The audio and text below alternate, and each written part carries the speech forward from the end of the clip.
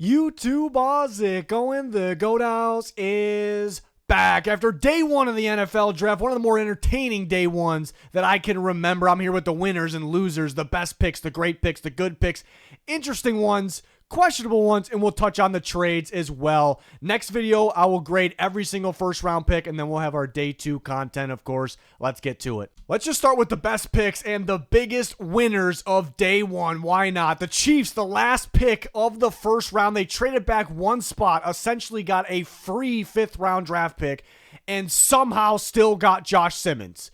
They weren't supposed to be able to get Josh Simmons at 31. They badly need a left tackle for the future and for right now. They trade back a spot, and they still get him. Josh Simmons, I said it several times, has a chance to be the best tackle in this class. He's coming off an injury. Some teams were worried about it, so he dropped a little bit. He worked out at his pro day a little bit, and he looked smooth. He looked athletic. This is an explosive tackle. He's got some power when working forward. You see the speed and getting downfield, hitting those next level blocks. He could improve anchoring a little bit, but the Chiefs were not supposed to be able to get him at 31. They trade back one spot, get a free pick, and get him. It's A+. It's fantastic. We'll have our grades tomorrow. A spoiler, you know what they're gonna get.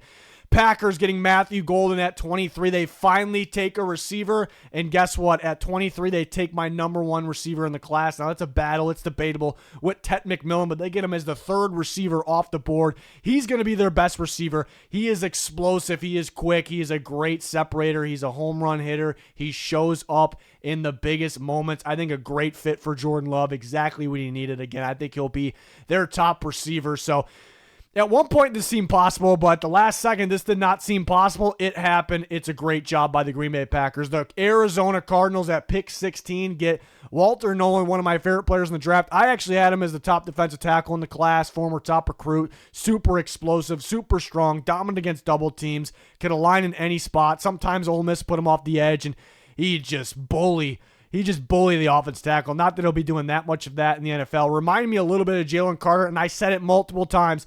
If somehow Walter Nolan was there, Jonathan Gannon would not be able to pass on his Jalen Carter, and boom, that's what happened. That's an A+ pick as well for me. And then Tyler Warren fell right in the Colts' lap. We knew it was somewhat possible, but the top tight end, borderline elite player, everyone knew he was getting the ball in a great Penn State offense, and they still couldn't stop him. Contested catch machine. He's a better separator than people give him credit for. Just a dog, and it's perfect. The Colts only had two massive needs. Tight end was the biggest one. He fell right in their lap, and they got him. These are just the best value picks.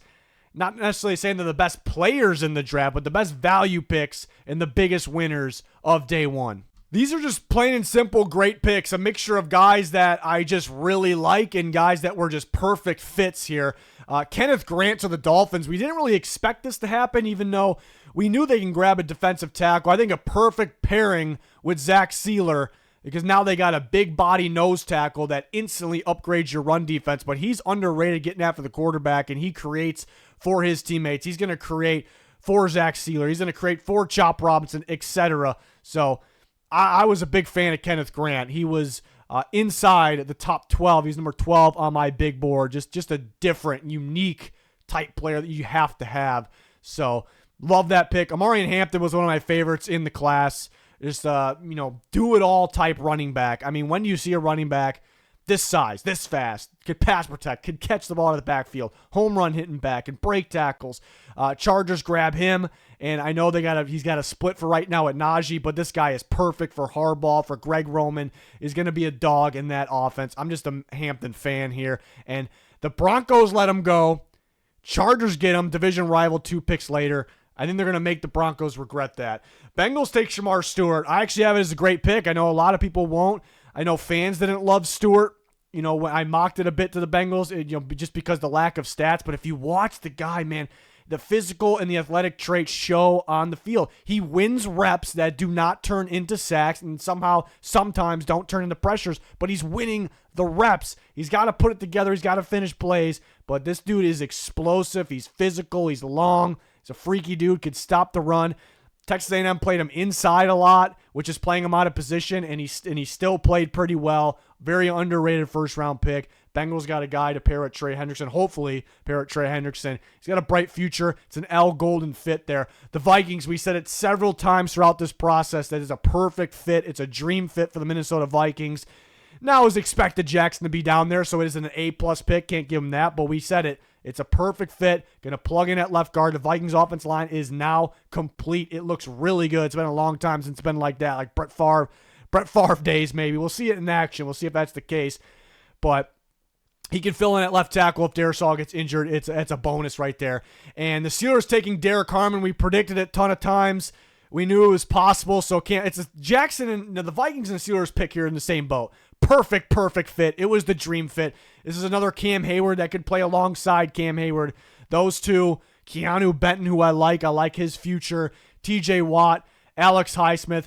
Jesus, that is that's a ridiculous defensive line right there. So love these picks, underrated picks, love the players, love the fits, great outings for these teams. These three teams, just plain and simple, got the best overall players in the draft, so you got to be excited about that. 3 elite grades I gave out. These were the 3 players. Travis Hunter was my number 1 player in the draft. The Jags got him at 2. Typically, that would get like an A+, one of the best picks to get the best player other than number 1. They did trade a lot. They traded away their next year first, and on top of that, they got something back there, but they gave away their early second-round pick coming up tomorrow, when that's the sweet spot of this draft. So, in terms of value, they definitely lost the trade value, but they go up and get Hunter, the best player in the draft, generational. I think he's going to be an elite receiver. He'll be up there, possibly with Jefferson and Chase in the NFL pretty early on. So it's fantastic for Trevor Lawrence, Brian Thomas Jr. I mean, that is a pairing right there. Lawrence has to stay healthy. That's what the risk is with that trade.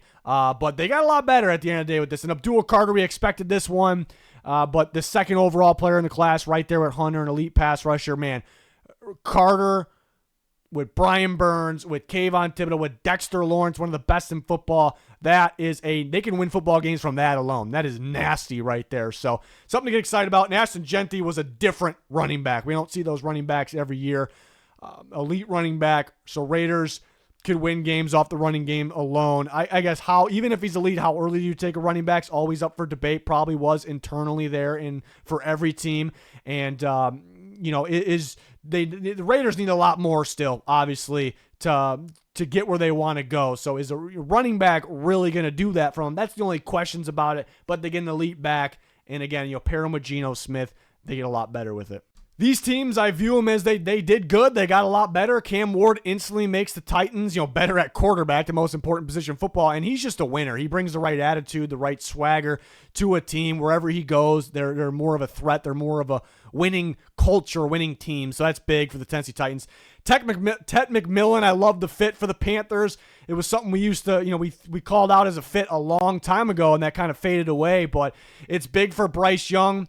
It's big for that offense. Got a big body receiver to pair with Adam Thielen, to pair with Coker, Leggett. They definitely still badly need help on defense, but overall I do like the fit. And Will Campbell, just a likable dude, nasty player, like the attitude. There was an interview, I feel like it was NFL Network. I was flipping through channels while we were streaming, but the interview was just awesome. What he was saying, he was coming to tears, and just a very likable kid, and it's exactly what the Patriots need, a left tackle for Drake May, and exactly what the Jets need at right tackles, Armand Membu. So the offensive line those two offensive lines, Patriots, Jets, just like went from being kind of bad to they're looking pretty damn good now with just these additions. They tweak some things here and there in the offseason, mainly the Patriots. But yeah, so these teams did good. They got a lot better. These weren't like wow, like whoa picks or anything like that, but they did good. A long list of interesting outings from teams here. Now, this doesn't necessarily mean bad. Some of these teams, I think they got a lot better. They did good. Well, the Browns, very interesting because they actually did 2 trades. Looking at the value, the trade before the draft with the Texans and the value of the trade during the draft with the Jags, just looking at the picks that were swapped, the Browns won both those deals. Just looking at the picks, they gained tremendous value. They're looking out for their future. The second round picks look pretty damn good tomorrow. They got a future first. Fifths are better than sixths and sevenths when it comes to the Browns and Texans trade, so they won that. Now, the downside is instead of getting Travis Hunter, the number one prospect in the draft, generational prospect, you go back and you get Mason Graham. You get a really good prospect, and they badly need a defensive tackle for some time, so pair him inside Myles Garrett. It's going to be a good player for them. But you did, in terms of the talent, you did pass on a generational elite talent. So that's the only downside there. So you kind of they did really good with the trades in terms of value.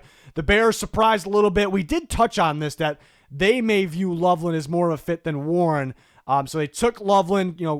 Some had injury concerns, not really a big thing, obviously. But you get a really good route running tight end that's going to get open. He's going to catch the ball. Another weapon for Caleb Williams. So obviously the offense gets some help there. The only knock on Loveland was, you see some of the best tight end, all the best tight ends in football, they break tackles. They're nasty after the catch. That's where Loveland is really lacking, but at times he feels like a nasty receiver, right? So the Bears get a little better. It was a bit of a surprise. They wanted Genty, and then they wanted Banks. Banks went right before them. They end up with Loveland. The Saints got Banks. I'm still curious to know, maybe somebody said it in a post-game press conference, if he's playing tackle or a guard. I hope they didn't take a guard at pick. I'm not that it's the end of the world, but at pick 9 there. But the offensive line gets better. It's very important to Kellen Moore. It is a little early, but Banks was more of a safe pick, not super flashy, but a safe. Whether he plays tackle or guard, he's probably going to be good. There really isn't a bust level with him. So according to my board, it was a little early, but you factor in value of the offensive lineman when they never expected to come off the board early, then okay. Falcons had a very interesting day. So they add Jalen Walker, who's a good fit. That's right around where he should have went. Some people will say that was a steal. I had him in the 20s on my board because he's neither a great edge rusher or a great off-the-ball linebacker, but he's very good at both. He makes a big impact. So good fit. They get him there.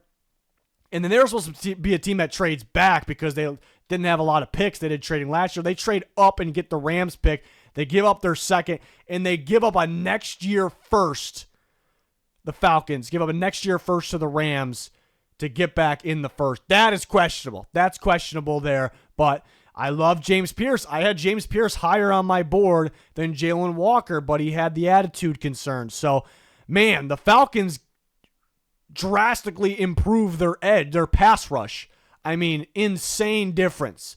Great guys for Jeff Ulbricht's defense. They get better there at the end of the day. I love James Pierce. He's super talented. He gets knocked for being thin, but he wins with power. He can do so many different things. Walker could do so many different things. I like Pierce a little bit better. But again, they lost that trade in terms of value, like big time. I can't remember teams trading a future first with their second to go up in the back end of the first round. It's pretty rare. So that was questionable, but they get better off the edge, but they won't be picking in the second, and they won't be picking in the first next year. Seahawks take Zabel. It's not really a surprising pick. It's a fit. I think I predicted it. It's just not a super sexy pick. That's what I didn't like about the Seahawks. They kind of forced themselves to be in a position to get offensive linemen and multiple of them rather than going best player available. So that's the knock, and Zabel wasn't a super sexy pick, and maybe it feels a little bit early to some, but at the end of the day, it's a really good fit. It's a pretty safe pick. So, it's definitely not a bad pick, but that's kind of where I'm at with that one. The Buccaneers, maybe the shocker of the day, taking Emeka Egbuka, a shocker for several reasons. They didn't really need a receiver. It's not always about need, but they didn't need a receiver. They have Chris Godwin. They have Mike Evans. They have Jalen McMillan. So they took Egbuka. So then the first glance is, how much is he going to play right away? He's a good receiver. It's a good place for him to pan out, right? Receivers pan out there. They look good there. But he's kind of comparable to Chris Godwin in terms of a big slot, somewhat of a big slot receiver. And McMillan was better in the slot, obviously, as well. He couldn't figure it out early. Godwin goes down. He kind of takes the place of him. So they got a bunch of slot receivers. Of course, I'm confident with somebody working out, maybe Egbuka on the outside, but how much are they going to? It was just a wild pick. How much is he going to be used right away? The Broncos, they get a really good corner in Jahdae Barron, my top corner. And again, if Will Johnson didn't have the injury concerns and was able to work out, and then Savone Revel, I'm on record saying if he had zero injury concerns, he'd be the top corner. So, but Barron was the top corner either way, or may not have been either way, I should say. But they get a really good player that some thought maybe just wouldn't be there. So they get a really good corner, pair him with Surtain. That's great. I know I mentioned at some point, I can't remember when, that the Broncos may sneakily need a corner, and then Broncos fans were like, telling me I didn't do any research. I don't need to do research on that team. I didn't do any research about knowing about Riley Moss. But, hey, guess what? They took a corner at 20 and passed him on Murray and Hampton, let the Chargers get him. But Barron's a really good player at the same time, so it's an interesting. You're all over the place with this type of pick. Giants trade back up. I really thought it was going to be for Shedeur, but the rumors ended up true. They went and got Jackson Dart, and I actually had Jackson Dart ranked as my second quarterback, so they come off the board in the appropriate order according to my board. I like Dart. Man, the Giants have been players been failing with the Giants with this staff, so I hope that's not the case here. But Dart needs to sit and learn. He'll do that. It's a good situation behind Russell Wilson, Jameis Winston. It's all about Dart learning the offense, and he has the talent other than that. So can he pick up an NFL offense? The Ole Miss one was very QB friendly, no under center, really no true cadence even.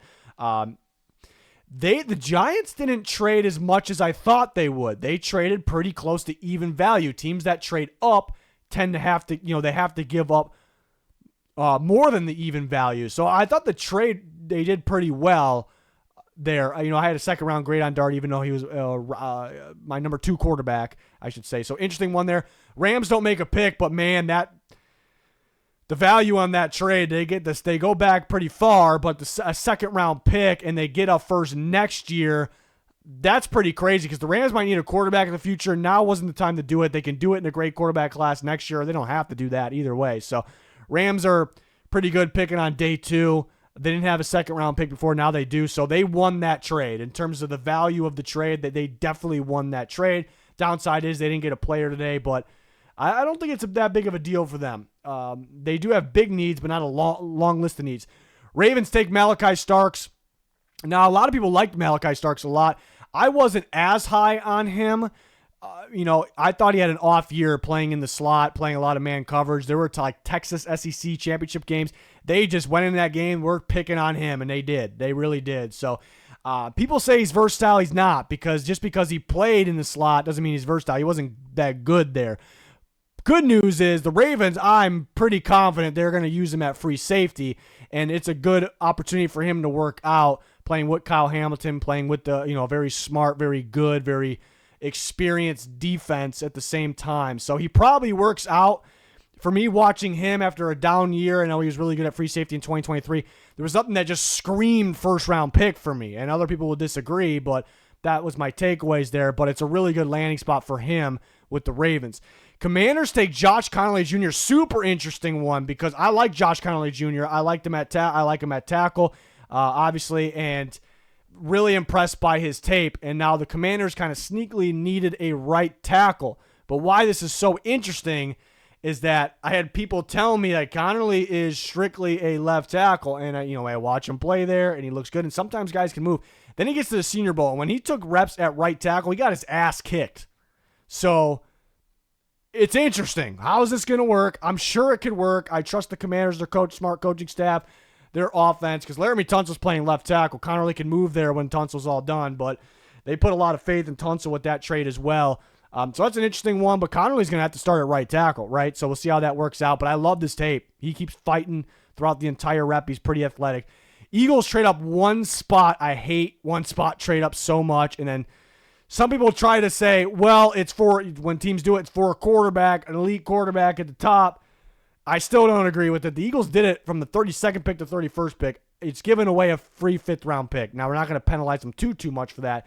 They get Campbell. I can totally see him working out off the edge in Vic Fangio's defense, but using him in different spots. A freak athlete. He's coming off he has multiple injuries in his career. Some teams were reason have to start the year on the PUP list. So the Eagles have depth, so they can afford to do that. But there are some big positives and some big negatives about that pick in the one spot trade up. The Chiefs obviously win that trade. Just looking at the value, it's a one spot for a free 5th-round pick, so that was obvious. So those were some intriguing outings there. In the questionable outings, not necessarily saying these are bad either. I don't know if really anyone did. I think the Texans, odd. The pre-draft trade, they traded 5th-round picks for 6th and 7th this year. 5ths are better than 6th and 7ths. It's common sense shit. And this draft is known as very weak in the late part of day 3. Maybe they think guys will drop down there. So I didn't like that one, but it's such a small trade, not a huge impact. And then the trade again and take themselves out of taking, one of the top tackles available, and Josh Simmons, how is he available? Maybe they didn't like the injury concerns. I worked out fine in his pro day. I thought moved well, just high upside. But then they trade back, and then they have an early second round pick, and I'm going, they might be able to still get one of these tackles. This might end up being a risk, but genius. And then boom, these guys come off the board. So it's like, what are you doing, man? And with that trade with the Giants, they didn't lose the trade in terms of value. It's even value, but every time in the draft you see all the other trades, the teams going up and the teams going back get more value. The teams going up give tonight they gave up extreme value. So the Texans did not get that there. I thought the Giants would have had to give up more to go up and get that quarterback. They're at 25. It's not like it was the very end of the first round. So I didn't like with the Texans. They're probably the biggest loser of the day, really. The Lions take Tyleik Williams. The Lions tend to make surprising picks. I guess the difference is when some of those surprise, like Gibbs, the most recent one I can think of, but they had some other ones that I typically love their surprising picks. I don't love this. I'm not sitting here saying Tyleik Williams is a bad player. He does what they like. The Lions love to have guys that stop the run. They value it. I value it a ton as well. That can come in and stop the run at a high level. And my problem is he wasn't a first round player just because how much value does he bring you on passing downs? He can play there. He has some upside. His tape was a little underwhelming until you get to the big games, and it was great. So that's good, part of it. But then where was it full season? He was more of a second-round player. And how much snaps is he bringing you? How much value is he bringing you? Because you get some guys back from injury, obviously, and you bring in Roy Lopez, which I actually like that, so another run-stopping nose tackle. So how much is he bringing? Maybe they move on from DJ Reader, which I suggested in the offseason. Fans were pissed about that when I suggested that early in the offseason. So, if I would have mocked Tyleik Williams to the Lions, I think I would have got ripped, So he's going to be a solid player. It's just how much value does he hold in the first round of the 28th pick? Bills taking Max Harrison, super athletic, playmaking guy, could be good for the Bills. They needed a corner. More and more I watched him, I'm like, this guy plays so far off the ball when he plays against good receivers like Matthew Golden because he's playing a little scared, in those moments. You could fix that probably, and then you would miss some tackles having to fly downhill. But you can fix that, I suppose. But I guess Will Johnson and injury concerns, I would rather take a shot on Will Johnson. But Trey Amos was a great fit as well. I like him much better than Max Harrison. But Harrison's kind of a boomer bust guy here. The Bills take a shot on him. It's not a bad player. He's going to be a good player. It's not a bad pick. It's just, I like some other guys better for the Bills there.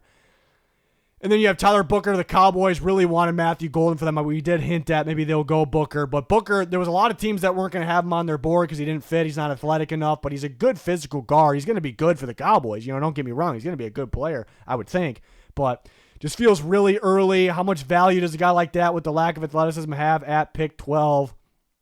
Just felt like they predetermined, hey, we badly need a guard.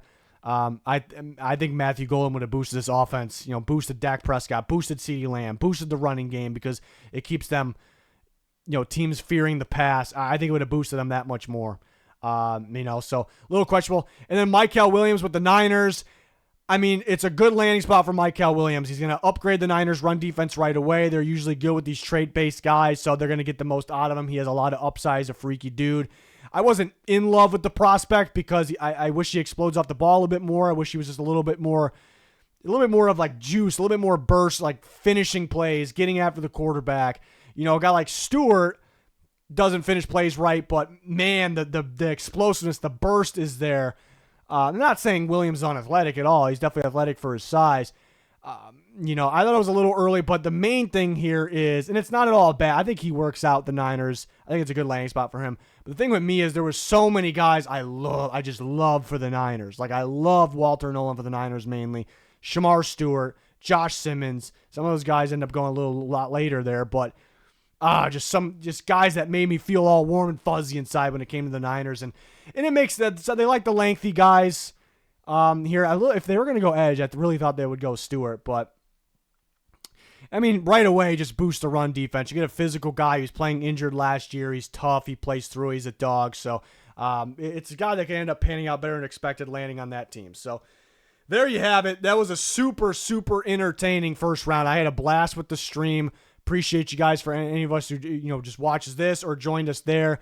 Next video, I will grade all 32 first round picks, and then we'll do best available / predictions or mock draft for day 2, and then live analysis for every single pick on day 2 on our Twitter, and then day 2 winners and losers, and the same thing all over for day 3. So it's a blast here. We're just getting started. Day 2 is my favorite. Last year was so much fun with the craziness up top, the trades up top. You're going to see a run on quarterbacks. Where's Shedeur Sanders going to go? It's going to be so much fun. So hope you can join us. Hopefully you enjoyed this video. Again, going to start working on those grades, do them bright and early in the morning, hopefully. But that'll do it for this one. Thanks, everyone, for watching. Goodbye.